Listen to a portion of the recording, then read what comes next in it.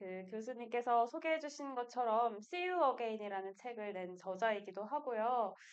제가 정말 우연한 기회로 작년에 오윤진 교수님을 뵙고 그리고 이 특강 자리에 함께 하기로 약속을 했는데 정말 그 오윤진 교수님을 처음에 딱 뵈고 이렇게 밝고 유쾌하고 그리고 농담을 정말 잘하시는 분이 세상에 계시다는 게 진짜 존경스러웠습니다. 그리고 저도 사실 이제 제가 수술이 한 15일 정도 후에 잡혀 있어요. 근데 그 수술이 이미 잡혀 있는 상황이지만 여러분들 꼭 뵙고 하고 싶은 이야기가 있어서 오늘 이렇게 자리에 오게 됐고요.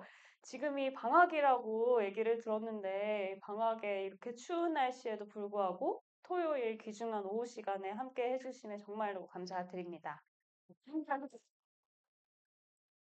네, 그래서 오늘 제가 이야기를 나눌 내용은 이제 제가 한눈으로 보게 된 세상에 대해서 이야기를 해보려고 해요.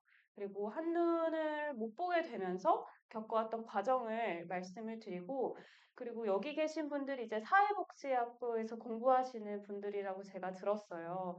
제가 그 전에 그 병원에서 의사로 일할 때는 정말 몰랐던 그런 사회 여러 사각지대에 놓인 분들이 되게 많고, 그리고 이분들과 그 곁에서 함께 해주시는 분들이 이제 여기 계신 어, 선생님들이라는 생각이 들어서 그래서 더 제가 이 자리에서 어떤 이야기를 해야 그래야 우리가 함께 공유를 하고 그리고 앞으로 더 나은 세상을 만드는데 함께 할 수 있을까라는 고민을 하면서 이야기를 준비해 오긴 했는데요.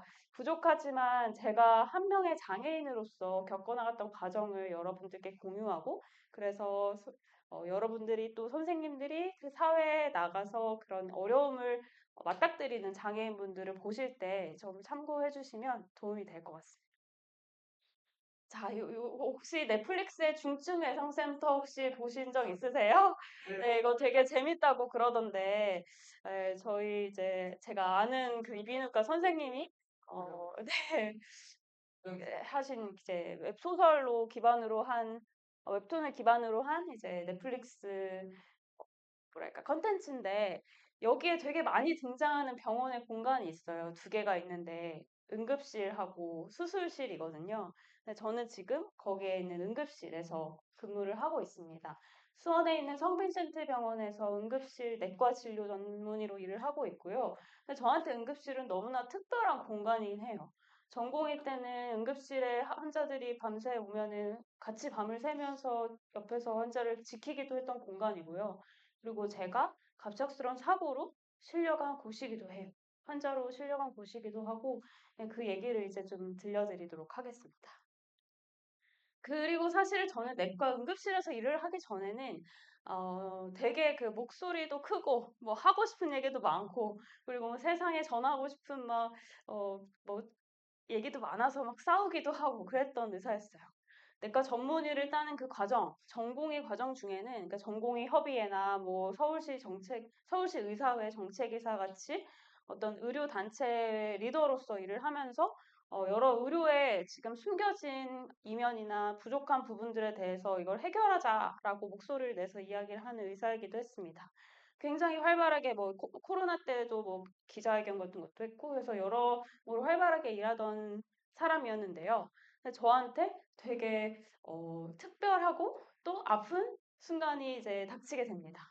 당시에 너무 의사로서 일을 할 때 당직을 뭐 퐁당퐁당 서고 그리고 그 당직이 아닌 날에도 이렇게 회의나 아니면은 뭐 저희 서울시에서 행사에 참여를 하면서 너무 바쁘게 지내다 보니까 몸이랑 마음이 너무 많이 지쳐 있었어요. 그래서 조금이라도 뭔가 시간이 나면 이거를 함부로 허투루 쓰기가 아까운 거예요. 그래서 이걸 어떻게든 폭발적으로 소모를 시켜야겠다는 생각이 들면서 되게 위험한 취미들도 많이 했었던 것 같아요. 그게 어떻게 보면 저한테는 하나의 번아웃의 현상이었던 것 같고, 그리고 스스로를 돌보는 법을 잘 몰랐던 것 같기도 한데요. 이날도 그런 비슷한 맥락의 날이었어요. 2022년 11월 5일 토요일이었고, 토요일에는 보통 이제 쉬시고, 근데 쉬시는데도 불구하고 이렇게 이제 특강을 들으러 오시긴 했는데, 저희 병원에도 이때 세미나가 있었어요. 토요일 저녁에 세미나가, 어, 저녁까지 이어진 세미나가 있었고, 심지어 저희가 이걸 준비하기도 해서 되게 바쁘게 아침부터 일을 했습니다. 그리고 이 세미나가 끝난 후에 저는 또 그 짧은 휴식을 또 이렇게 짧은 그 휴가 시간을 아까워하면서 강원도로 내려갔어요. 그래서 제가 당시에 승마를 취미로 하고 있었는데 외승을 나가게 됩니다. 그래서 2022년 12월 6일 일요일 아침이었어요. 그리고 너무 예쁘게 단풍이 피어 있는 강원도 산자락에 너무 예쁜 브라운색 마을 옆에 이제 행복해하면서 제가 사진을 찍은 이 모습이 저의 마지막 기억이에요. 그리고 나서는 이런 상태가 됐어요. 네, 말에 올라타고 얼마 되지 않아서 떨어졌다고 제가 들었고, 저는 기억이 나질 않아요. 그 약간의 뇌출혈도 있어가지고, 기억은 상실한 상태고, 그리고 이렇게 한쪽 눈이 아예 파열이 되고, 한쪽 눈뿐만이 아니라 얼굴이 다 부러져가지고, 피를 엄청나게 흘리는 상태로 응급실로 실려와요. 근데 그 처음에는 강원도 소재 응급실로 갔는데, 너무 상태가 심각하고 할 수 있는 게 없다고 해서 어, 그러면 연고지 근처의 병원으로 가겠다고 해가지고 연고지 근처의 병원으로 이송이 됩니다. 근데 이제 그 병원이 제가 근무하는 병원이었던 거죠. 그래서 저는 24시간도 안 돼서 의사로 일을 하다가 갑자기 환자가 돼서 실려오게 돼요. 교수님들은 방금 뭐 토요일 저녁까지 옆에 앉아서 같이 세미나를 들었는데 갑자기 피투성이 환자가 된 저를 보게 됩니다. 그래서 당시에 같이 동기로 일하던 언니가 응급실 앞에서 구급차. 저는 사실 환자들을 이제 안 좋은 환자들을 다른 병원으로 이송할 때 옆에 의사들이 많이 타서 가거든요. 환자 상태를 체크해야 되니까.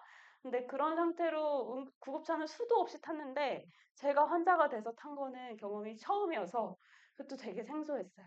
그래서 구급차 문이 딱 열리자마자 저희 교수님하고 그 제 동기가 거의 오열을 하면서 저를 맞이해줬고 그때부터 저의 엄청나게 이제 치열한 삶의 시작이 됐습니다. 어, 그래서 매일 저는 이런 생각을 했어요.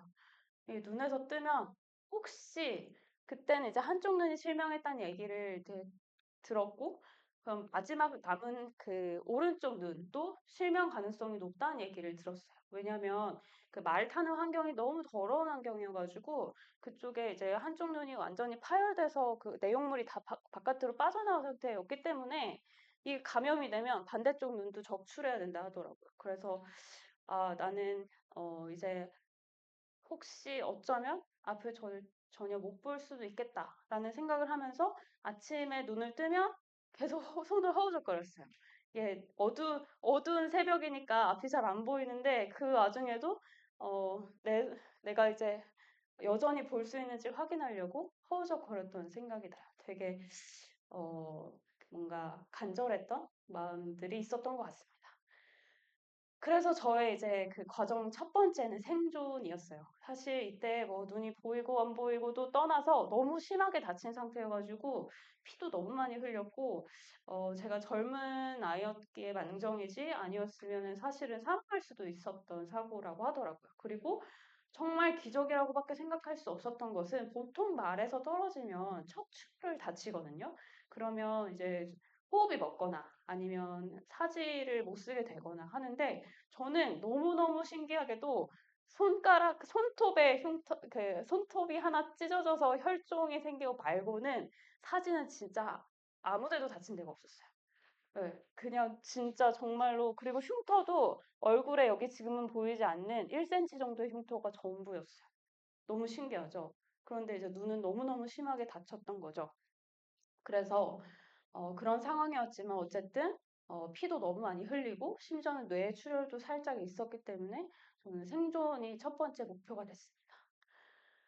그래서 이때 이제 응급수술 가는 길에 이제 천장을 보는데 왜 이렇게 천장이 밝은지 제가 그 병원에서 만 5년을 계속 먹고 자고 하면서 일을 했는데, 어, 이날 딱 이제 응급수술을 올라가면서 천장을 처음 누워서 본 것 같아요. 근데 우리 환자들은 계속 누워 있잖아요. 누워서 천장을 보는데 내가 이렇게 밝고 눈이 아픈 걸 왜 몰랐을까? 이런 생각이 들더라고요. 그리고서 그리고 고통으로 몸부림치던 순간들이 있었어요. 저희 환자들이 진통제를 달라고 하면 저희가 인턴 아주 새내기 의사일 때는 이게 막 콜이 너무 많이 오고 노티가 너무 많이 오니까 막 어떨 때는 잠깐 까먹기도 하고 어떨 때는 막 몇 시간 뒤에 답장을 하기도 하고 처방을 내기도 하고 했는데 저는 제가 막상 환자가 돼서 그 고통을 느끼니까 이 한순간순간이 너무 두려운 거예요. 그래서 그 저의 의사였을 때 그런 약간의 이제 좀 소홀함을 반성을 하기도 했고 그리고 얼마나 이게 힘들고 두려웠을지를 몸소 체감하기도 했죠. 이렇게 상황이 바뀌는 순간들이 인생에는 반드시 생기는 것 같아요. 딸이었던 제가 또 어느 날은 제 엄마가 되기도 하겠죠? 뭐 그런 것들처럼 이렇게 역할과 상황이 바뀌면서 인생에서 깨닫게 되는 많은 것들이 있는 것 같다는 생각을 했습니다. 그래서 사실 이때는 제가 이렇게 얼굴이 많이 붓고 퉁퉁 막 골절로 막 붕대를 감은 상태여서 이게 저작 활동이 안 됐어요. 이로 씹는 행위가 안 돼가지고 너무 아프기도 했고 그래서 식사를 못 하니까 엄마가 그 과일을 이렇게 잘게 쪼개가지고 입에 넣어줬거든요. 그러면 그거를 조금씩 이렇게 혀로 눌러서 먹고 그렇게 해서 버텨냈고요. 근데 잘 못 먹고 항생제를 계속 감염이 생길 수 있는 위험이 커서 항생제를 계속 맞아야 되는데 독한 항생제를 맞다 보니까 혈관이 다 쪼그라든 거예요. 그래가지고 혈관을 제가 30대 젊은 나이였는데도 혈관이 없어가지고 이렇게 굵은 혈관을 팔에다가 박아서 아직도 양쪽에 흉터가 있고 그리고 진짜 병원에서 저의 자취방이 한 5분 거리거든요. 그래서 걸어서 왔다 갔다 당직선에서 어쨌든 힘들게 일할 때 구했던 자취방이기 때문에 병원 바로 옆에 있었는데 그 5분 거리의 자취방을 제가 이렇게 오랫동안 자리를 비우게 될 줄은 제가 이 5분 거리의 내 집에 가지 못하는 일이 생길지는 저희 인생에서 정말 한 번도 생각해 본 적이 없었거든요. 그래서 사실은 외승을 가기 전에 제가 세탁기에 빨래를 돌려놓고 갔어요. 그래서 돌아오면 널어야지 생각하고 금방 올 줄 알고 그렇게 널어야지 생각하고 갔는데 제가 집에 거의 한 달을 있다 들어갈 수 있게 됩니다. 그래서 사실 인간의 삶이란 정말 아무도 예측하지 못하는구나 라는 진리를 또 여기서 깨닫게 돼요. 네. 그리고 제가 그래서 이 생존하는 기간 동안 내가 뭐 어떻게 생존을 해왔고 그리고 어떤 분들 덕분에 생존을 할 수 있었는지를 생각해 보니까 첫 번째는 엄마였어요. 옆에서 저의 보호자로 이렇게 같이 간병을 해주시고 저를 돌보고 그리고 저를 옆에를 지켜줬던 엄마 덕분에 저는 그래도 어, 너무너무 연약한 상태였지만 그 손의 보호 속에서 하루하루를 보낼 수 있었어요. 그래서 엄마가 기도도 해주시고 또 제가 잘 먹는지 뭐 이거는 그 병원에서 적어주 달라고 해서 적어주신 건데 이렇게 뭐 11월 11일 이게 제가 사고 난 지 5일째 되던 날이었는데 구운 계란 반 개, 우유 하나, 초콜릿 약간 이렇게 물 100cc 그리고 소변 2번 이렇게 소변 푼 것까지 다 체크를 해주시면서 기록을 남겨주셨죠. 저는 이 당시에 정말 엄마의 돌봄을 어, 성인이 돼서 이렇게 극진히 받을 수 있었던 게 저한테는 참 행운이었던 것 같아요. 네, 이런 도움을 못 받는 환자분들도 많죠. 그래서 그런 이제 돌봄에 대한 영역에 대해서 저도 다시 한번 생각해보는 계기가 됐습니다. 그리고 그뿐만이 아니라 이제 저는 제가 근무하던 병원에 입원했기 때문에 저의 선후배들이 친구들이 다 병원에서 의사로 근무를 하고 있었어요. 그래서 그들이 이제 시간 날 때마다 찾아와 줘가지고 아주 까마득한 후배였던 아이들이 이제 저희가 지켜준다고 이렇게 편지를 써서 화분을 들고 오기도 하고 그리고 동기가 와가지고 먹을 걸 항상 사다 주고 막 옆에서 울고 웃어주는 그 순간들이 저한테는 하루씩 더 나아지는 치유의 순간이었던 것 같습니다. 그리고 그뿐만이 아니라 정말 많은 분들이 저를 생각하고 또 응원을 해 주셨더라고요. 제가 그 안과 외래에 이제 아침마다 가서 눈을 들여다보고 오는데 들여다보고 와서 아침에 어느 날 제 침대에 그 이지선 교수님 아시죠? 그 화상 치료하시고 지금 이대 교수님 계신 분인데 꽤 괜찮은 해피엔딩이라고 하는 책이 있는데 이 책을 누가 이렇게 두고 갔더라고요. 그래서 보니까 저희과 교수님이셨는데 뭐라 적혀 있었냐면 연주야, 어떻게 위로의 말을 건네야 할지도 다가가는 것조차 조심스럽지만 용기 내 마음을 전해본다. 병원에서 내가 만나는 모든 사람들이 너의 안부를 묻고 너를 걱정하고 너를 응원하고 있어. 그만큼 연주 너는 모두에게 좋은 사람이고 응원의 마음들이 너에게 힘이 됐으면 좋겠다. 지금은 동굴 같겠지만 매일 하루씩만큼을 걸어 나와 인생은 동굴이 아니라 터널이라고 말하는 순간이 오리라 믿는다. 기도할게 힘내자. 라고 적어주신 이 편지가 적힌 책을 보고 제가 얼마나 울었는지 모르겠어요. 진짜 그때는 너무너무 캄캄한 동굴 같았거든요. 근데 이게 진짜 터널일까? 아, 이게 언제 끝나고 괜찮아지는 순간이 올까? 라는 생각을 하면서 되게 큰 힘을 받기도 했지만 어쩌면 또 막막하기도 한 그런 감정을 느꼈던 것 같습니다. 그리고 제가 되게 처음에 잘 못 먹었다고 했잖아요. 그래서 막 몸에 이제 검사를 하면 단백질 수치가 한참 떨어져 있는데 제가 명색이 그래도 소화기내과 의사거든요. 근데 그때 이제 안과에 제가 입원해 있었는데 안과 선생님들이 이제 저희 소화기내과 교수님한테 편지를 쓰신 거예요.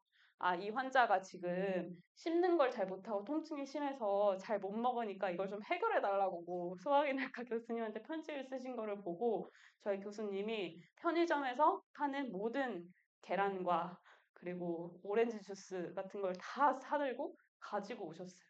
병실에. 너 잘 못 먹는다고 얘기를 들었는데 이거 일주일 안에 다 먹으라고. 그래서 이런 것들도 참 저한테는 뭔가 함께 이겨내는 그런 큰 힘이 됐었던 것 같습니다. 그리고 또 이제 커피 한 잔, 꽃 한 송이의 위로. 사실은 이게 되게 위로가 많이 되는 건데, 저는 그동안 살면서 커피 마시는 시간도 너무 아까웠고, 그리고 꽃에 뭔가 위로를 받는다는 개념을 잘 이해를 못했어요. 그냥 너무 좀, 과격하고 뭔가, 되게, 뭔가 성과를 내야 되고, 그리고 낭비하는 시간 없이 효율적으로 살아야 된다는 그 강박 때문에 그랬는지 모르겠는데, 이 커피 한 잔에 그리고 꽃 한 송이의 위로가 얼마나 큰지를 제가 깨달았거든요. 이 커피는 저희 병원이 성모병원이라서 신부님이 계세요. 신부님, 수녀님이 계신데 그 신부님이 원목실로 저를 이렇게 저랑 엄마를 불러가지고 커피 한 잔을 이렇게 타주시면서 그냥 시집자는 얘기들을 하시더라고요. 근데 그 순간이 저는 되게 저의 어떤 제가 매몰되어 있는 이 현실에서 벗어나게 해주는 되게 큰 위로가 됐었고 그리고 그 이후로 그 신부님이 매일매일 다른 종류의 커피를 드립백에 내려가지고 보온병에 담아서 갖다 주셨어요. 그러니까 저는 그래서 매일매일 오늘은 어떤 커피를 먹을까가 기대가 되면서 그렇게 하루하루를 넘어가게 되는 거예요. 그러니까 사실은 정말 큰 일을 겪은 사람한테 필요한 건 정말 사소한 거더라고요. 그래서 그 하루하루를 넘겨가는 힘을 여기서 얻을 수 있었고, 그리고 어떤 교수님께서는 이제 그냥 선생님한테 뭐가 필요할지 모르겠어서 그냥 지나가다 예쁜 해바라기가 보여서 사왔다고. 진짜 얼마나 많이 고민을 하셨겠어요? 저 친구한테 지금 뭐가 필요할까? 저렇게, 지금 엄청난 일을 겪고 있는 친구가 도대체 뭘 주면 도움이 많이 될까? 이런 질문을 사실 제가 강연을 할 때, 선생님 뭐가 도움이 많이 됐어요? 라는 질문을 많이 받았거든요. 근데 저한테 진짜 이런 사소한 것들이 되게 큰 힘이 됐던 것 같아요. 그래서 제가 병원 안에서는 이 꽃을 못 사잖아요. 근데 지금 뭐 병원에 이게 꽃이 반입이 됐는지는 잘 모르겠는데, 당시에는 가능했었는데, 이런 이제 예쁜 해바라기 꽃 한 송이가 참 많은 그 에너지를 주더라고요. 그랬고 또 이제 그렇게 해서 어찌저찌 그냥 응급한 상황들은 넘기고 그리고 다행히 오른쪽 눈은 더 이상 감염 징후가 보이지 않은 상태가 돼서 임시적으로 퇴원을 하게 됐는데요. 그 퇴원 결정이 난 순간 제가 눈물이 너무 나는 거예요. 저는 근데 사실은 실명했다는 얘기를 들었을 때도 눈물 한 방울 안 흘렸거든요. 그냥 옆에 엄마가 있어서 걱정시키고 싶지 않은 마음도 있었고, 그리고 어찌됐든 나에게 닥친 일이라면 그냥 씹어 삼켜서 넘겨야지. 라는 그냥 독한 마음도 있었던 것 같은데, 태어나라는 얘기를 들으니까 너무 눈물이 났어요. 근데 그게 왜 그랬나 생각해보니까 저는 두려움이 있었던 것 같아요. 왜냐하면 병원 안에서는 만약에 뭔가 감염 징후가 있거나 내가 통증이 있거나 이랬을 때 바로 그래도 조치가 되잖아요. 근데 여기 밖에서 넘어서면 나는 그런 순간이 오면 어떡하지? 첫 번째, 제가 의사임에도 그게 너무 두려웠고, 두 번째는 여기 안에서는 그냥 내가 다들 환자고, 내가 환자여도 이상하지 않은데, 이제 내가 두 눈으로 보던 그 세상으로 내가 방출이 되면 나는 이 한 눈으로 어떻게 살아가야 되지? 라는 그 두려움, 그 두 가지 두려움이 너무 컸던 것 같아요. 그래서 이날 너무 펑펑 우니까 저희 엄마는 제 눈에 무슨 이상이 생긴 줄 알고 저희 교수님을 쫓아가가지고 얘가 자꾸 눈물을 흘리는데 막 무슨 문제가 있는 거 아니냐 이렇게 물어보셔가지고 제가 아니 엄마 나 지금 슬픈 음악을 들어서 눈물이 나는 거야 막 이렇게 변명을 하기도 하고 그랬거든요. 무튼 그땐 이렇게 눈물이 났고 그래서 여기 이제 제 환자 팔찌가 이렇게 너덜너덜, 이게 환자가 될지도 모른 채 환자가 되어가지고는 이렇게 너덜너덜한 상태로 돼서, 퇴원을 하게 됐습니다. 그래서 참 이 병원에서 제가 거의 한 달 정도 초반에 실려와서 입원을 하게 됐는데, 이게 인간의 삶이라는 게 이렇게 마음대로 되는 예측대로 되지 않는 일들이 정말 있고, 그래서 그 순간을 넘어갈 수 있게 해주는 거는 진짜 주변 사람들이구나. 라는 거를 너무 많이 깨닫고, 그리고 병원에서 받은 저는 감사한 순간들이 너무 많아가지고, 그래서 저희 엄마랑 같이 얘기를 해가지고 기부를 하고 나왔어요. 그래서 나올 때 이제 기부하는 그 장면을 이렇게 적힌 거고, 소정이지만, 그렇게 해서 저의 1차 그 미션이 완료가 됩니다. 2차 미션, 그럼 2차 미션은 적응이었어요. 저한테 적응이란 저한테 발생한 상실을 수용하고 이 변화를 받아들이는 거였거든요. 그래서 이제 이렇게 20일, 거의 30일 가까이 못 씻었으니까 얼마나 제가 깨질깨질 하겠어요. 그래서 오자마자, 그리고 피가 워낙 많이 나가지고 피떡이 다 이렇게 묻어있는 상태여가지고, 저희 교수님도 너 머리 좀 어떻게 해라, 이렇게 말씀하셨거든요. 그래서 태어나자마자 한 게 이제 미용실 가서 머리 감겨달라고 하고, 그 다음 잘라서 좀 깔끔한 상태가 되는 거였어요. 그리고 저는 이때 다쳐가지고 제가 진짜 너무 연약한 상태가 되면서 생각했던 거는, 아, 인간으로서 그 존엄을 지킨다는 게 뭘까? 라는 생각을 하면서, 아, 되게 씻고, 잘 먹고, 그리고, 자기 의사를 표현할 줄 아는 게 어떻게 보면 존엄의 핵심이구나라는 거를 그때 느꼈어요. 그래서 인간의 존엄은 깨끗하게 씻는 것부터 시작이 된다라는 생각을 하면서 이렇게 말끔해진 상태가 됐었고요.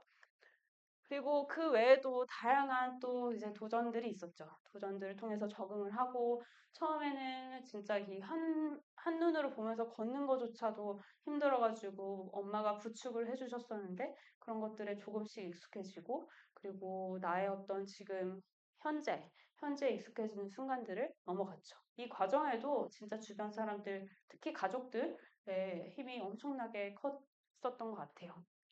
그리고 이 과정을 진짜 다 기록으로 남겼어요. 그래서 그 유튜브도 어떻게 보면 저는 제 자신을 위해서 한 것 같고요. 지금은 좀 살만하니까 제가 업로드를 안 하고 있는데, 그 당시는 진짜 제가 그냥 나에게 어쩔 수 없이 닥친 일이라면, 치열하게 기록을 해서 남기자라는 생각으로 유튜브든 책이든 이렇게 했었던 것 같아요. 그래서 지금도 이때 당시를 보면 진짜 퉁퉁 부어있고, 이때는 진짜 윙크가 한쪽 눈이 안 떠졌었거든요. 지금은 그 잘 모르시겠죠? 네, 그때는 진짜 한쪽 눈이 아예 잘 안 떠지고, 막 눈물 뺄 때도 이렇게 들어서 빼고 그래야만 했던 상태여서 어떻게 보면 지금이 엄청나게 기적적인 상황이죠. 네, 그렇게 해서 남겼던 기록이었습니다. 그리고 조심스럽게 활동 범위를 넓혀보기 시작했어요. 처음에 왔을 때 이게 저희 집 강아지인데 강아지랑 누워있는 것밖에 할 줄 아는 게 없었던 제가 친구들이 근처에 이렇게 와줘서 그래도 한 발 한 발씩 옆에 있는 카페도 가고 또 친구가 운전해줘가지고 옆에 있는 쇼핑몰에도 가보고 이렇게 하면서 제가 세상을 받아들이기 시작했던 것 같아요. 그리고 진짜 저한테 당시가 좀 그래도 의미가 있었던 건 뭐냐면 되게 많은 걸 잃었다고 생각했지만 또 많은 걸 얻기도 했거든요. 왜냐하면 그동안 너무너무 바쁘게 지내느라 가족들하고 밥 한 끼 먹는 게 너무 힘들어서 저희가 한 달에 한 번씩 밥 먹는 날을 정해놓을 정도로 가족들이랑 얼굴 보기가 너무 힘들었는데 제가 이렇게 닥치고 어쩔 수 없이 침대에 누워 있어야 되는 상황이 되니까 가족들하고 같이 있잖아요. 그러다 보니까 그게 어느 순간 너무 행복하더라고요.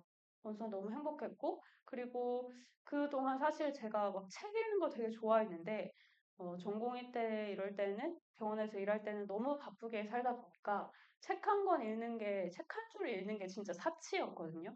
근데 그만큼 저한테 이게 시간이 많아지니까 이제는 잃은 것보다 진짜 하고 싶었던 걸 해야겠다. 잃은 거를 생각하는 건데 시간을 낭비하지 말고 내가 하고 싶었는데 지금 할 수 있는 것에 집중을 해보자라는 생각을 하면서 막 그 강아지 산책도 시키고 책도 읽고 공부도 하고 그리고 뭐 사고 싶었는데 지금까지 안 사고 있었던 뭐 에어랩 이런 것도 밖에 나갈 일도 없어 쓸 일도 없는데 막 이런 거 사고 그랬어요. 그래서 지금까지 하고 싶은 걸 계속 하면서 저를 채우려는 데 집중을 했. 그래서 이렇게 어느 순간 또 저는 한쪽 눈으로 보고 생활하고 또 밥 먹고 살아가는 데 익숙해집니다. 그럼 그 다음 스텝은 뭐냐? 그 다음 스텝은 도전이었어요. 첫 번째가 생존, 두 번째가 적응이었다면, 세 번째는 도전이었고, 다 여기 이제 제가 새를 이렇게 형상화해서 이렇게 그림을 이렇게 해놨는데, 지금 여기는 병아리가 알에서 깨어나는 과정이 그려져 있고, 저는 그때 당시에 제가 그냥 진짜 다쳐서 아무것도 못하는 아기 새 같았거든요. 그래서 처음에는 엄마가 이렇게 손으로 붙잡아가지고 키워줬다면, 그 다음은 병원이라는 둥지 안에서 이제 보호를 받은 것 같고, 그 다음은 이제 저의 몫이죠. 알에서 깨고 나가서 이제 날아가는 것까지는 저의 몫이어서, 그 다음은 도전이었어요. 도전은 한계를 맞닥뜨려서 좌절하고, 좌절했지만 다시 시작하고 다시 일어나서 나아가는 게 저한테는 도전이라는 단어였고, 한쪽 눈으로 살아가는 것에 이제 익숙해지고 그 이상의 무언가 이제 도전하는 과정들을 제가 겪어 나갑니다. 그래서 이제 한쪽 눈으로 보는 게 예상했던 것보다 괜찮으면서 근데 예상했던 것보다 불편하고 그런 여러 가지 부분들이 있었어요. 일단 눈이 너무 부시거나 이렇게 그러니까 두 눈으로 받아들이던 거를 한 눈으로 받아들이다 보니 빛이 너무 과하거나 혹은 빛의 양이 너무 적어서 어둡게 느껴지기도 했고요. 그리고 이제 시야가 좁아지다 보니까 일상에서 예상치 못한 문제들이 계속 생겼어요. 이거는 저의 시야 검사한 거를 이렇게 보인 그 그 그림인데, 원래는 이게 동그랗고 이렇게 넓게 나타나야 되는데, 저는 왼쪽 눈을 실명하기 때문에 왼쪽 영역이 이렇게 블러 처리되듯이 사라진 상태이고, 그렇게 한쪽 시야가 좁아지다 보니까 제가 계속 어깨뻥을 치고 다니는 거예요. 혹시 다니시다가 제가 어깨뻥을 치더라도 그건 고의가 아니니까 이해해 주시기 바라고요. 이게 제가 왼쪽 시야가 안 보이니까 다들 이렇게 양팔을 벌려가지고 이렇게 안으로 갖고 오는 실험을 해보면 양쪽 팔이 동일하게 어느 순간 그 눈의 각도에서 벗어나도 보이다가 사라지는 영역이 있는데 저는 왼쪽은 훨씬 더 그게 안쪽이거든요. 그래서 보이는 시야가 왼쪽이 사라지다 보니까 이렇게 물체나 사람을 보지 못하고 치고 가거나 이런 일들이 벌어지고요. 사실은 이때 제가 계속 어깨를 치고 다니니까 너무 심하게 이렇게 막 어깨를 치고 다니는 거예요. 그래서 처음엔 저를 자책했거든요. 나는 이렇게 심한 사고를 겪었는데도 불구하고 이렇게 부주의한가? 나는 왜 이렇게 부주의하지? 라고 스스로를 자책했는데 어떻게 알게 된 또 한쪽 눈을 실명한 어떤 간호사 친구가 저한테 얘기를 해주는 거예요. 언니, 그래, 저는 사실 친구들한테 제일 고마웠던 게 제가 그 친구는 오른쪽 눈을 실명했는데 제 오른쪽에 항상 서줬어요. 근데 그게 그러면은 오른쪽 눈을 자꾸 부딪히는 게 그게 부주의해서가 그런 게 아니라 그 시야가 좁아져 생기는 자연스러운 현상이었구나 라는 거를 제가 깨닫고 스스로를 이렇게 너무 자책했던 거를 반성하기도 했고요. 네, 이런 순간들을 겪었죠. 그리고 뭐 차도 이렇게 많이 접촉 사고도 났어요. 그래서 처음에 저는 이제 나는 이제 운전을 하면 안 되는 사람인가? 왜냐면 다난 장애인 다른 분들도 저한테 이제 운전 가능하다. 그리고 운전 면허도 다난 장애 가능하도록 되어 있는데 현재 교상. 근데 그래서 나도 시도를 해 보았는데 그래도 최대한 안전하게 하기 위해서 뭐 자율주행이나 이런 기능들이 탑재한 차로 바꿨는데 계속 접촉 사고가 나고 그리고 막 벽에 긁고 이렇게 해서 스스로 자책했죠. 나는 이제 앞으로는 운전을 하면 안 되는 사람인가 보다라고 생각을 그랬다가 저희 부모님이 아이디어를 주셔가지고 그 보조 거울 있잖아요. 보조 거울을 이렇게 막 여러 개를 달아 놓으니까 이게 제가 한쪽 눈이 안 보이면서 생긴 그 사각을 이 보조 거울들이 다 대체를 해주다 보니까 그다음부터는 한 번도 사고가 난 적이 없어요. 그러니까 이렇게 사실은 어떻게 보면 장애를 입게 되면 스스로 어떻게 보면 신체의 한계는 어쩔 수 없는 일인데 불구하고 이게 사회에 적응하기 어렵고 이게 무슨 문제, 한계로 문제에 맞닥뜨리게 됐을 때 스스로 자책하고 포기하게 되는 순간 되게 많거든요.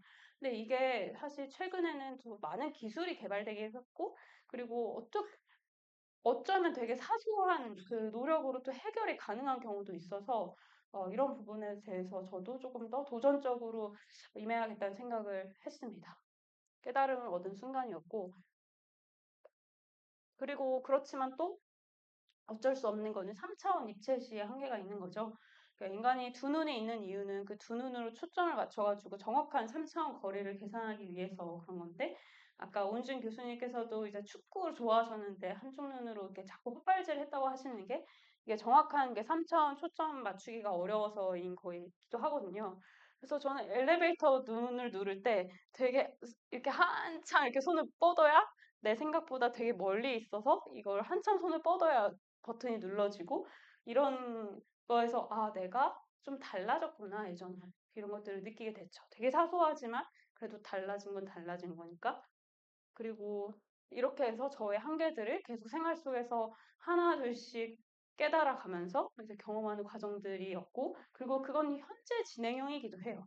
저도 계속 얼마 전에 알아낸 저의 이제 한계는 뭐냐면, 그러니까 핸드폰 이렇게 타자를 칠 때 계속 오타가 나는 거예요. 옛날에도 뭐 오타가 없진 않았는데 너무 오타가 많이 나서 생각을 곰곰이 해보니까 아, 이것도 입체시가 좀 거리 감각이 좀 떨어졌기 때문에 오타가 날 수도 있겠구나라고 생각하면서 스스로를 좀 용서해 주기도 하고 또 그 엄마 생일이셔가지고 생일 케이크에 촛불을 붙이려고 했는데 난 분명히 붙을 것 같은데 초가 안 붙고 동생이 탄다 탄다 이러는 거예요. 그래서 보니까 제가 또 그런 입체시가 잘 안 맞기 때문에 촛불 붙이는 거 못하는구나 라는 것도 깨닫게 되고 이런 사소한 것들이 계속 제 인생에서 내 한계로 다가오겠구나 라는 것도 이제 수용을 한 상태죠.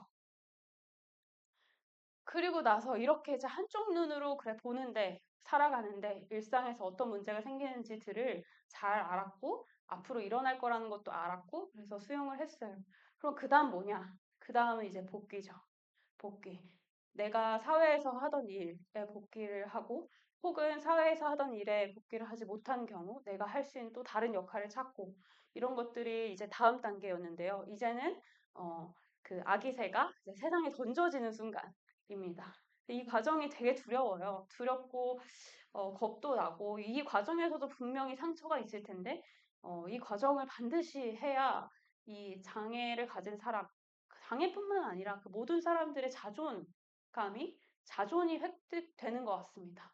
모두 저는 그래서 일이 되게 중요하다고 생각하는 사람 중에 한 명인데 저한테 그래서 그 복귀하는 과정이 진짜 중요했고 또 복귀를 좀 서둘러 하려고 애를 쓴 편이에요. 그래서 나와 세상을 맞추기라고 저는 생각을 했는데요.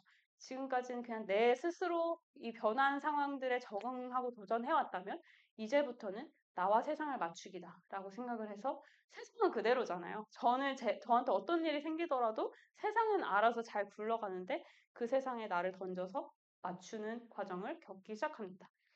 그래서 처음에는 그랬죠. 한쪽 눈만으로 내가 뭘 할 수 있을까? 처음에 저희 교수님들도 진짜 한탄해 하시면서 제가 되게 그 총만 받는 여의사였고 되게 잘했는데 원래 교수까지 생각을 하고 뽑았었는데 얘 이제 어떡하지?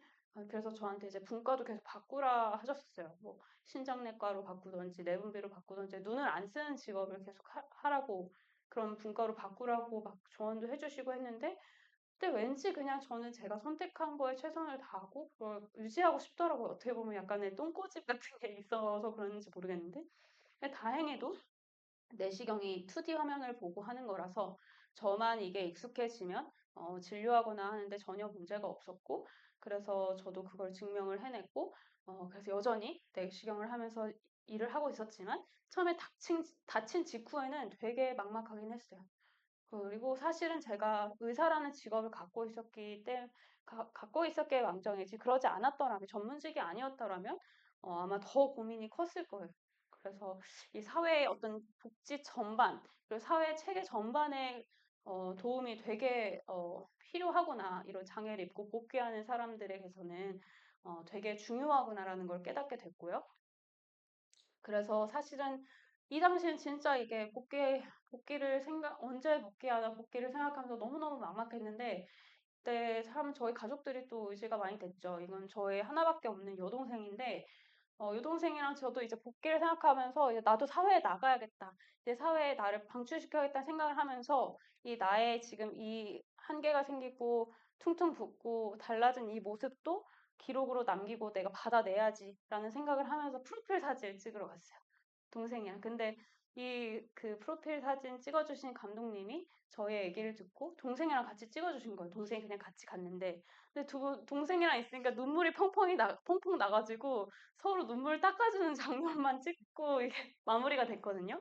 그래서 저한테는 참 귀중한 사진이 남았는데, 동생이랑 저랑 서로 이렇게 눈물을 닦아주는 모습의 사진이 남았고, 이 동생이 어떤 동생이냐면, 제가 다치고서 이제 응급수술 들어가야 되는데, 응급실로 와가지고 응급수술 들어가야 되는데 그 반대쪽 눈도 실명할 수 있다는 얘기를 들었었는데, 저희 동생이 저를 보러 안 오는 거예요. 난 이제 앞으로 영영 못 보게 될 수도 있는데, 마지막일 수도 있는데 동생이 저를 보러 안 와가지고 되게 서운했어요. 되게 서운하고 야속하고, 아 얘는 날 보러 오지도 않네 이런 상황에 라는 생각을 했었는데, 나중에 퇴원을 하고 나서 엄마한테 들은 게 뭐냐면, 동생이 그날 병원에 왔대요. 병원에 와서 응급실 문 앞에서 계속 울고만 있었대요. 근데 동생이 제가 실명했다는 이야기를 엄마가 전해주자마자 했던 말이, 엄마 내 눈 언니한테 줄게. 나는 눈 두 개 필요 없어. 나는 사무직이어서 눈 두 개 필요 없는데 언니는 해야 될 것도 많고 하고 싶은 것도 많으니까 눈이 두 개가 필요할 거야 하면서 눈을 하나를 이식해주겠다고 그냥 그 말부터 나갔다 하더라고. 그리고 나서 그 생각을 하면서 문 앞에서 이제 언니의 다친 모습을 보기가 너무 겁이 나니까 못 들어오고 계속 울고만 있었던 거예요.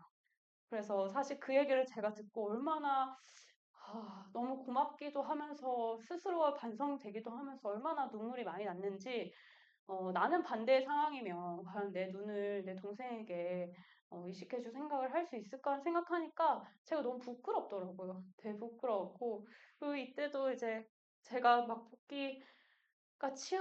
복귀를 치열하게 준비를 하고 있긴 한데 내가 잘할 수 있을지 모르겠고 내 인생은 어떻게 되는 거지 하면서 굉장히 약간 우울했던 시기였는데, 제 동생이 저한테 이렇게 저의 사진을 거기서 찍은 사진을 이렇게 액자로 한쪽 눈을 감고 제가 웃고 있는 모습을 그림 액자로 그리고 옆에 글귀를 써가지고 저한테 선물을 해줬는데, 세상에 하나뿐인 나의 언니, 비록 한쪽 눈으로 보는 세상은 좁아도 언니의 세상은 그 누구보다 빛나고 넓을 거야.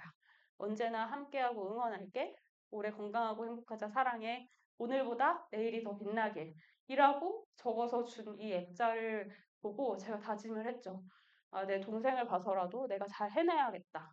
그래서 그때부터 저의 또 어, 여러 사투들이 진행이 되지만 꿋꿋하고 씩씩하게 잘 넘길 수 있는 용기를 받습니다. 그래서 지금 뭐 2년 3개월간의 결산을 얘기를 해보면 사실 그냥 7번 수술을 받았어요. 지금까지 사실 1년 6개월이라는 시간 동안 7번 수술을 받았고, 이제 2월 말에 8번째 수술을 앞두고 있는데, 이게 사람이 수술이 이렇게 예측하지 못했던 수술을 받아야 되는 상황들이 생기면 되게 위축되거든요. 그리고 내가 열심히 노력해서 복귀를 했는데 또 수술을 받아야 해서 다시 일을 멈추고 다시 제자리로 돌아가는 그 경험은, 저는 사실 실명했다는 사실을 들었을 때보다 이렇게 반복되는 수술, 반복돼서 발생한 나의 건강 문제가 더 좌절스러웠어요. 아마 이제 이런 과정들이 제가 나이가 들어가면 더 많이 발생을 하겠고, 그리고 여기 계신 많은 분들께서 어쩌면 이런 상황들, 건강 문제 때문에 내가 하고 싶은 걸 못하고 또 어쩔 수 없이 멈춰버려야 하는 그런 순간들을 경험하셨을 수도 있겠습니다. 그 순간이 굉장히 지치고 또 불안하고 두려웠는데, 무튼 이거를 그래도 꾸역꾸역 잘 해냈어요. 그리고 이렇게 해서 중간에 일터 복귀했다가 또 안 좋아져서 멈추고 또 다시 복귀했다가 하는 과정을 3번이나 반복을 하고요. 그리고 장애 등록도 이제 시도를 하는데 또 한 번 반려가 됐다가 다시 등록을 해서 이제 장애인으로 정식으로 등록되는 과정들을 거쳤습니다. 사실 장애 등록도 저희 교수님께서는 그랬어요. 도대체 그 왜 하니? 사실 경증 장애는 별로 혜택도 없지 않니? 그거 하면은 뭐가 좋니? 왜 굳이 장애인이 되려고 하니? 너는 겉으로 보기에도 지금 괜찮고, 그리고 너가 이제 뭐 의사이기도 하고, 나이도 젊은데 장애 등록이 꼭 필요하니? 이렇게 얘기를 하셨었거든요. 근데 그 말도 어떻게 보면 맞지만, 저는 저한테 발생한 이 일을 그냥 삼켜내고 나아가고 싶어서 장애 등록을 하기로 했고, 근데 그 장애 등록을 또 하려는 마음이 너무 앞서서 제가 사고 난 지 5개월째 장애 등록을 했거든요. 근데 이게 영구적인 장애가 발생한 이후 6개월 이상부터 등록이 돼요. 그래서 제가 그걸 모르고 등록을 했다가 다시 반려 요청이 와서 재등록을 하게 되는. 그러니까 의사인 저도 이렇게 모르는데 환자들이 갑자기 사고나 아니면 질병으로 장애가 생겼을 때 꼴마다 막막할까 뭐 이런 생각 되게 많이 했어요. 그래서 이 장애를 등록하는 과정이 우리나라에서 되게 비효율적이고 그리고 되게 번거롭게 구성이 되어 있구나. 이거 진짜 바뀌어야 되겠다. 이런 생각을 이때 절실히 했었고요. 그리고 병원에도 6개월 만에 복귀를 했죠. 물론 이 이후에 계속해서 이제 다시 좌절을 하게 되는 순간들이 있었지만, 되게, 욕심도 내고, 그리고, 저의 어떤 의사라는 정체성으로 하고 싶은 일도 많아서, 되게 복귀를 서둘러서 했죠. 그리고 의안도 제작을 했어요. 이게 저한테는 어떻게 보면 무서운 과정의 거의 끝판왕이었는데요. 저는 이 눈알이 너무 무서웠어요. 이 눈알이 너무 무서웠는데, 이것도 제가 사회에 다시 던져지고 사회에 다시 복귀하는 과정의 일부라고 생각을 했고, 그래서 무서웠지만 도전해서 의안을 제작을 했는데 지금 반복적으로 수술을 계속하게 되면서 구조가 바뀌어가지고 지금은 끼지 못하고 있지만 그리고 되게 생각보다 제 눈이 많이 떠져서 예전에 비해서 의안이 지금은 사실 반드시 필요한 상황은 아니라서 지금은 끼지 않고 있는데 이 과정이 되게 무섭고 이런 과정들을 알려줄 정보가 너무 부족하더라고요. 병원에서 알려주는 것도 아니고, 그렇다고, 인터넷에 지금은 그래도 어느 정도 있지만 그 당시에는 정보가 너무 없어서 제가 이제 환자들 커뮤니티, 그 망막박리 환자들이 빛을 놓지 않는 사람들이라는 카페가 있어요. 거기 들어가가지고 의안 정보를 얻어가지고 그 의안 제작을 하고 그랬습니다. 그래서 이 부분도 되게 많이 바뀌어야겠다 생각을 했죠. 그래서 저는 장애인과는 초보인 의사가 돼가지고 이렇게 복귀를 해서 진료를 받고요. 네, 그렇게 해서 저의 도전 여정이 또 마무리가 됐습니다. 이제 그 다음은 이제 마지막 이제 미션 5였어요. 저는 미션 5가 뭐였냐 생각하니까 저한테 의미를 찾는 과정이었던 것 같은데 일단 나를 세상에 어떻게 끼워 맞추는 것까지는 했어. 그러면 나는 여기서 뭘 할까? 라는 생각에 봉착을 한 거죠. 나한테 일어난 사고, 내가 갑자기 얻게 된 장애, 그리고 내가 가지고 있는 여러 가지 정체성들이 분명히 의미가 있을 것이라는 생각을 했어요. 그 외에 이제 빅터 프랭클이라는 작가 혹시 아시는 분 계세요? 죽음의 수용소에서라는 책을 쓴 작가인데 그분이 쓴 삶의 의미를 찾아서라는 책을 읽으면서 나는 내가 나한테 벌어진 이 비극적인 사건이 분명히 의미가 있을 것이고 내가 쓰임이 있을 거라는 그런 생각을 계속했어요. 계속하면서 그 답을 찾아나가려고 노력을 했던 것 같아요. 그래서 나와 세상에 비어있는 부분을 찾아 메꾸는 거. 그게 저의 어떤 삶에 남은 소명이라고 생각을 했고요. 그래서 내 인생에 주어진 이 시련의 의미가 뭘까에 대해 고민을 치열하게 했던 것 같아요. 그래서 저의 상황들을 종합해보면 저는 환자이자 의사이자 그리고 갑작스럽게 장애인이 된 사람이었고 그리고 여전히 사지가 멀쩡하고 생각하는 능력도 남아있고 말로 이야기를 전달할 수 있는 상황이었어요. 도대체 신이 있다면 신은 왜 나의 두 쪽 눈이 아니라 한쪽 눈만 가져갔을까? 그리고 나의 손발은 왜 이렇게 멀쩡하게 뒀을까를 생각해보면 제가 해야 될 일이 있다는 생각이 들었어요. 그래서 이제 저의 시즌2 윙크 의사로 새롭게 출발하는 계기가 되죠. 물론 그 전에도 이제 유튜브나 이렇게 기록을 남기는 목적으로 하고 있었긴 했지만, 제가 진짜로 뭔가 이렇게 책도 쓰고, 그리고 나의 일정을 나의 이야기를 더 많이 나눠야겠다고 생각을 한 이유는 이 미션 때문에 그랬던 것 같아요. 그래서 첫 번째 미션은 이제 내가 경험하고 느낀 것을 알리자였어요. 그래서 See You Again이라는 책도 출간을 했고요. 그리고 이걸 기반으로 북콘서트라고 해서 이제 저희 너무 소중하고 감사한 분들 모아서 이런 이야기를 나누는 행사도 하고, 그리고 이렇게 이제 책을 내다 보니까 뭐 아침마당에서 저한테 연락이 와서 방송이 되기도 하고, 그리고 인간극장 혹시 보신 분 계실지 모르겠는데 인간극장 5부작의 주인공이 되기도 해요. 근데 그 제목이 저는 사실 인간극장 출연 제의가 왔을 때 되게 두려웠거든요. 왜냐하면 되게 수혜적인 어떻게 보면 불쌍한 장애인으로 날 그리면 어떡하지? 나는 그럼 너무 초라해질 것 같은데 그리고 우리 가족들도 다 나오는데 가족들이 한테 누가 되면 어떡하지? 안 그래도 나한테 벌어진 사고랑 장애 때문에 너무너무 힘들어했던 가족들인데 더 힘들어지면 어떡하지? 이런 생각들을 하니까 사실 좀 용기가 안 났어요. 근데 그래도 뭔가 내가 주어진 상황을 그래도 최대한 나의 의미에 제가 욕심이 많았죠. 저희 가족보다는 이제 제가 하고 싶은 일이 더 중요했기 때문에 그 가족들의 동의를 얻어가지고 이렇게 인강극장 그에 출연을 하게 됐는데 그 제목이 일단 저는 너무 마음에 들었어요. 연주 씨 오늘도 밝음이라는 제목으로 제가 5부작 출연을 하게 됐고요. 저희 근데 이게 나가길 되게 잘한 게 이게 저희 부모님 또래가 많이 보시는 그 뭐지? 프로라서 제 친구들보다는 저희 부모님 또래 분들이 많이 보시고 연락을 많이 받으시니까 기분이 너무 좋으신 거예요. 그래서 저희 엄마 아빠한테 효도를 했다라는 생각이 드는 프로 출연이었고 사실 그리고 이 인간극장 덕분에 제가 오윤진 교수님을 또 만나게 됩니다. 그래서 이 되게 소중한 어떤 추억이기도 하고 또 기회이기도 한 그런 순간이었고요. 그리고 뭐 세바시에 얼마 전에 출연을 해서 이야기를 나누기도 했어요.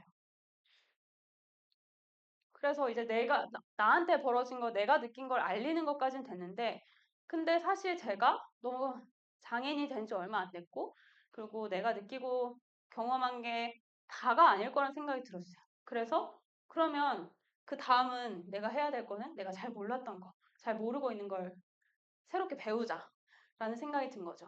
아마 여기 계시는 많은 분들이 이런 생각으로 여기 이제 사회복지학부에 계신 거 맞죠? 네, 그래서 저도 되게 존경스럽다 생각하고 저도 이런 생각을 하게 됐어요. 그래서 저는 사실 사회복지학부 같은 이제 거창한 과정에 어떻게 보면 되게 하이 클래스의 과정에 도전하는 거는 생각을 못했고 저는 그 장애청년 드림팀이라고 한국장애인재활협회에서 운영을 하는 장애 청년, 비장애 청년을 합해가지고 해외 연수를 보내주는 프로그램이 있어요. 그래서 요거를 이제 양측 전맹인 친구를 통해서 이 정보를 얻고 같이 지원을 하기로 해서 이 장애청년 드림팀이라는 활동에 지원을 하게 됩니다.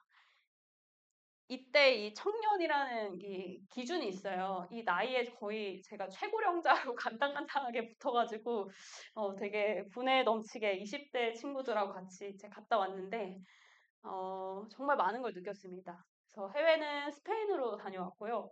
작년 9월에 스페인 시각장애인의 자립과 사회 통합 과정 탐구, 특히 교육, 고용을 중심으로라는 주제로 스페인에 다녀왔어요. 그리고 관련된 내용들인데 그냥 간단하게 이제 사회복지학 공부하시는 분들이니까 혹시 간단하게 도움이 될까 해서 말씀을 드리면 스페인에는 온세라고 하는 단체가 있거든요. 혹시 들어보신 분 계세요? 네, 맞아요. 저는 이 단체를 듣고 너무 흥미로운 거예요. 이게 온세가 사실 어, 스페인 시각장애인 협회의 줄임말이에요. 그러니까 우리나라에도 한국 시각장애인 협회가 있잖아요. 근데 그것처럼 온세도 스페인 시각장애인 협회인데 이게 되게 어떤 엄청나게 큰 힘을 가지고 있어가지고, 왜 국가 간의 외교를 할 때 그 나라의 가장 대표적으로 자랑스러운 그런 파트들을 소개를 해주잖아요. 그래서 외교를 할 때 보통 네 개의 섹터를 교류를 한다고 해요. 우리나라 같은 경우는 뭐 예를 들면 뭐 삼성, 뭐 스타트업, 문화, 케이팝 이런 것들 이런 항목들로 이제 교류를 하는데 스페인에서는 스페인 총리가 한국에 방문한 그런 외교 큰 행사에서 이 온세 대표를 데리고 왔어요. 그러니까 장애인 단체 대표를 자기 나라에서 가장 잘하는 네 항목 중에 하나로 데려온 거예요. 그래서 이거 도대체 뭐 하는 단체길래 이렇게 큰 힘을 가지고 뭔가 잘하고 있다고 자랑하려고 하지? 라는 생각이 들어서 찾아봤는데 예전에 문재인 대통령 때 어, 되게 그 스페인 순방 때 방문하기도 했더라고요. 김정숙 여사께서. 그랬는데 이게 뭐냐면 스페인 시각장애 협회인데 어, 우리나라는 안마업이 그 시각장애 유보 직종이잖아요. 근데 스페인에서는 그 복권 판매업이 그 스페인 유보 직종으로 정해져 있어요. 근데 이거를 정치적으로 스페인 내전이 끝나고 이 통합이 될 때 프랑코 총독 그때 당시에 독재를 하고 있었던 프랑코 총독과 이 온세가 관계가 좋아서 복권 판매업을 독점권으로 따낸 거예요. 근데 이게 복권 판매는 정말 많은 수익이 발생하는 그런 항목이잖아요. 그러니까 여기서 벌어들인 돈을 가지고 잘 굴려서 스페인 그 시각 장애인뿐만 아니라 모든 장애인 거기다가 더해서 노인과 아동까지 이런 돌봄 복지 시스템에 기여를 할 수 있는 굉장히 큰 정치적인 단체로 성장을 한 거죠. 그래서 여기서 스페인에서는 온세를 빼놓고 얘기를 할 수가 없대요. 그리고 이런 이제 어떤 선한 영향력을 계속 증명을 해내서 어떤 정치적인 단체도 이 온세를 건드릴 수가 없고 그래서 진짜 스페인에서 어마어마하게 큰 영향을 가지고 있다고 하더라고요.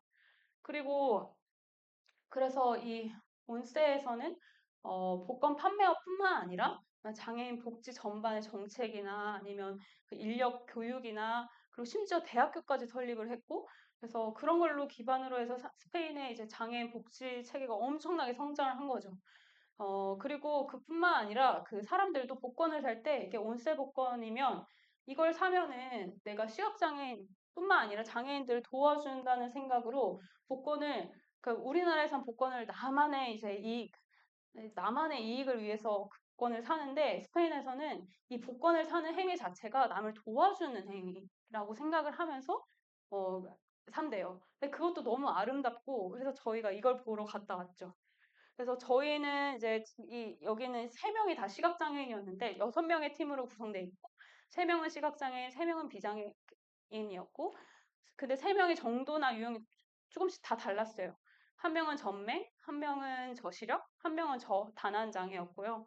그리고 남은 비장애인 두 명은 이제 특수 교육을 전공하는 학생이었고 한 명은 스페인 통역을 해주는 친구였는데 이렇게 갔다 왔는데 되게 가기 전에도 되게 다양한 단체, 어, 하- 한국에 되게 다양한 단체를 방문을 해서 공부를 하는 계기로 삼았고, 그리고 스페인에 가서도 총 8개의 단체를 방문을 해가지고 저희가 그 시스템을 배울 수 있었어요. 그래서 사실은 여기서 이제 이게 되게 내용이 많은데, 그러니까 시간의 한정이 있으니까 말씀을 드리고 싶은 건 뭐냐면, 저는 이게 제일 사실은 음, 특이하게 느껴졌어요. 그러니까 우리나라 장애인 증명서고 이거 제 장애인 증명서거든요. 제 장애인 증명서는 뭐라고 써 있냐면 여기 그냥 시각 심하지 않은 장애가 끝이에요. 네, 그냥 이렇게 장애인 증명을 하고 그리고 어떤 복지 혜택을 신청할 때도 복지 카드 아니면 이거 증명서를 내거든요. 근데 스페인은 어떻게 돼 있냐면 이렇게 그냥 장애를 분류하는 용어가 있는 게 아니라 예를 들면 전맹인 사람은 보행 도움이 필요하고 그리고 뭐 점자 교육도 필요하고 점자 제공이 필요하고 그렇잖아요. 그리고 저시력의 사람들은 돋보기 같은 게 필요하잖아요. 그리고 저 같은 사람은 일단 지금 당장은 큰 도움이 필요 없지만 어쨌든 어, 그 시야가 한정되어 있다는 그런 한계를 가지고 있잖아요. 그러니까 같은 시각장애라고 해도 필요한 도움이 너무 다 다른 거예요. 근데 이것을 구분하지 않고 그냥 경증장애, 심한 장애, 심하지 않은 장애로만 분류를 하다 보니까 사실 되게 제공할 수 있는 복지 혜택이 되게 상이해지는 거죠.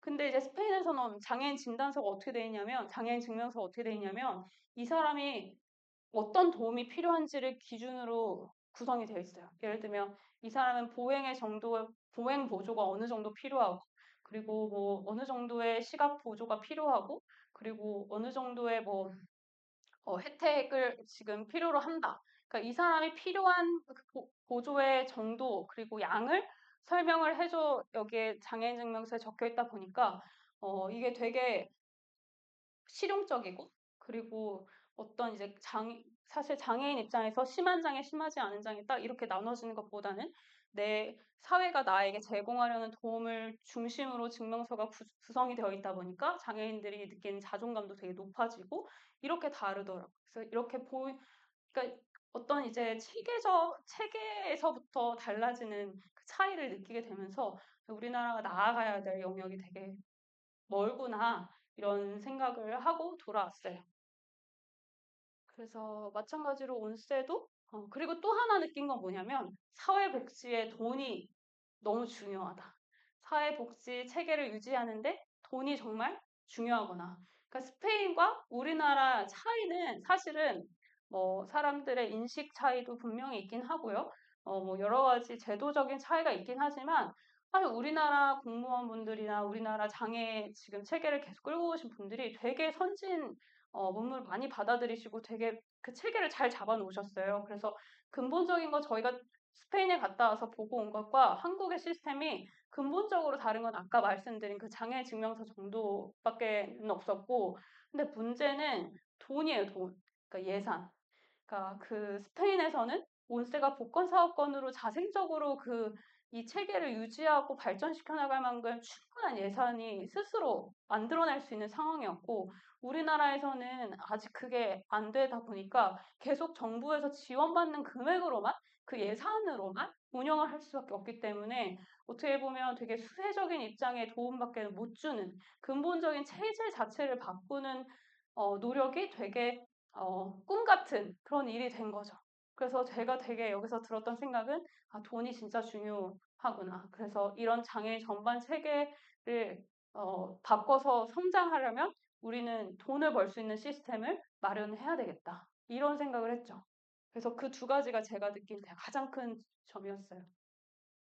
네, 그래서 되게 많은 단체를 다녀왔는데 이거는 좀 밀어보고 그래서 저희가 이때 장애청년 드림팀 갔다 와서 쓴 보고서로 최우수상을 받았어요. 그래서 보건복지부 장관상을 받기도 했고요. 이제 앞으로 더 저희가 많이 공부하고 더 좋은 해결책을 찾아 나가라는 의미로 주신 상이라고 생각해서 또 이제 첫 발걸음을 뗀 것 같고요. 그래서 이제 마지막은 그거죠. 이렇게 해서 배웠으면 이걸 실천해야 되는 거잖아요. 그래서 내가 할 수 있는 방식으로 무리하지 않지만 현재 할 수 있는 방식을 조금씩 바꿔나가다 보면 조금 더 좋아지지 않을까라는 생각을 한 거죠. 그래서 이제 이건 엊그제였어요. 엊그제. 그래서 이거는 저희 성빈센터 병원에서 연 포럼인데 장벽 없는 병원을 위한 포럼이고 첫 주제는 시각장애인의 의료 접근성 향상 그리고 건강 증진을 위한 포럼이라는 주제로 저희가 이제 포럼을 열었거든요. 사실 저도 장애 등록을 하고 내가 장애인이 돼서 어떤 혜택을 받을 수 있는지 그러니까 너무 간단한 문서로만 와요. 너무 그냥 글씨만 빽빽히 적힌 문서 하나로 우편으로 송달이 되거든요. 근데 이거를 눈이 진짜 다 안 보이게 된 사람은 이걸 통해서 내가 어떤 복지 혜택을 받을 수 있는지 도대체 어떻게 알까? 그러니까 저는 사실 생각하기로는 복지 체계로 연결이 된 다음부터는 되게 우리나라 체계가 잘 잡혀 있다고 생각을 하거든요. 근데 문제는 이게 딱 어떤 의료기관에서 질병이나 아니면 사고로 장애를 인지한 후 이 복지 체계까지 연결되는 그 사각지대가 너무 심각해요. 네, 너무 심각하고 저도 사실 그래서 장애인 등록은 어떻게 했지 등록하는 과정도 너무 어렵지만 등록하고 나서도 내가 뭘 할 수 있고 내가 뭘 여기서 달라질 수 있는지를 제대로 전달해 주는 사람이 아무도 없어요. 그래서 여기에서 너무 충격을 받았고 심지어는 저 장애청년들한테 같이 갔다 온 전맹인 친구는 그 양쪽 눈을 실명했을 때 점자 교육이나 보행 교육, 뭐 인터넷 음성, 그러니까 핸드폰 사용 교육 이런 것들을 받을 수 있다는 거를 한참 뒤에 미용실 지인을 통해 들었대요. 그러니까 재혁이가 원래 실명하기 전에 미용실을 다녔었는데 거기 미용실 선생님이 얘가 한참 동안 안 오니까 왜 안 오냐고 물어보고 실명을 해서 못 온다는 얘기를 듣고 나서는 자기 동생도 시각장애인이었던 거예요. 그래서 복지관에 가보라고 얘기를 해줬대요. 그래서 그때부터 복지관이라는 게 뭐지? 라는 거를 그것도 걔는 이제 부모님도 다 있으시고 부모님이 도움을 줄 수 있는 상태였기 때문에 그런 이야기를 전해 듣고서는 복지관이 어디서 뭘 하는 데고 어떻게 가면 되고 이런 것들을 검색을 해가지고 얘를 연계를 시켜준 거죠. 근데 그렇게 그렇게 연계되는 게 맞나요? 저는 그게 저는 우리나라가 되게 비어 있는 그 부분, 되게 효율적으로 시스템 만들어 놨지만 정작 진짜 도움이 필요한 대상자들을 여기에 연결하는 과정이 지금 너무 빈약하다고 생각해요. 그래서 이거를 채워야 된다고 생각하고, 그래서 그 부분은 어쩌면 내가 좀 도움이 될 수 있겠다는 생각을 한 거죠. 왜냐하면 장애를 의료기관에서 진단을 받으니까. 그래서 의료기관에서라도 그 정보를 이 시각장애 첫 진단을 받은 사람들을 이렇게 이렇게 당신 앞으로 이런 교육이 필요한데 이건 어디서 진행을 하고 그리고 이런 교육을 받으면 이렇게까지 일상생활을 할 수 있다라는 거를 알려주기만 해도 되게 많은 게 바뀔 거라 생각했어요.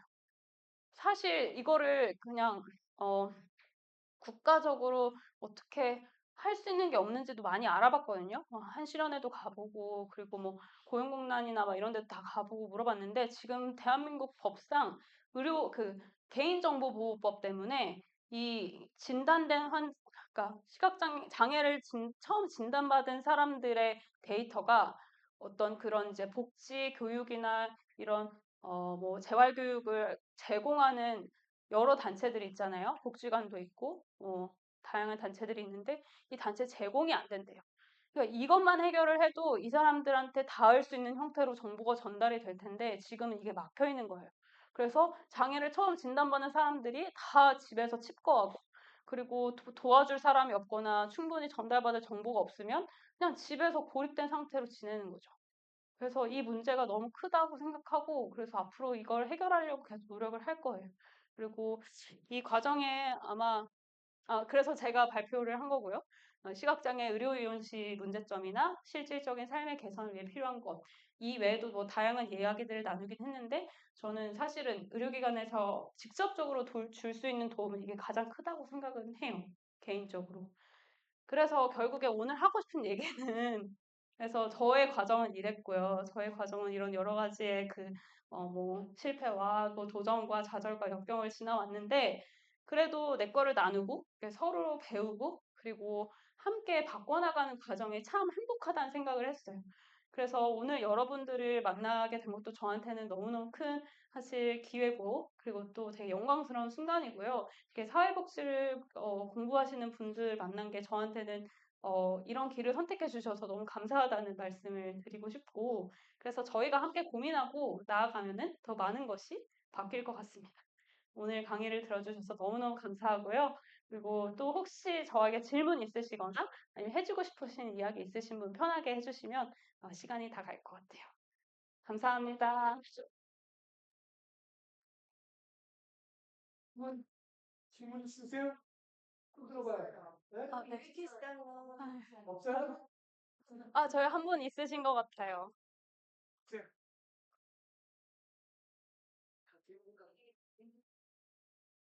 안녕하세요.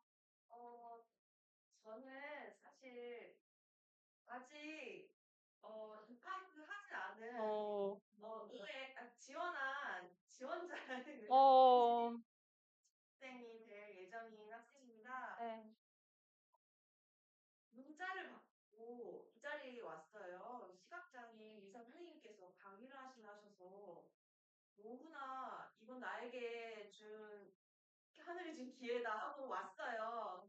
이유가 저는 2019년에 뇌종양 수술을 후에 시각장애를 가진 장애인 등록된 장애인입니다. 선생님 얘기를 들으면서 너무 공감되는 내용이나 울컥울컥하는 그런 마음이 지금 굉장히 벅차오른 사실 상황이에요. 근데 너무 감사해요. 제가 들으니까 자신감이 생기고 난 이제 어떻게 살아야 되나 항상 의문을 가지면서 몇 년을 전진을 했는데 너무 감사합니다. 앞으로 나갈 수 있을 것 같아서. 와, 너무 응원합니다. 교수님 한 말씀 해주시겠어요?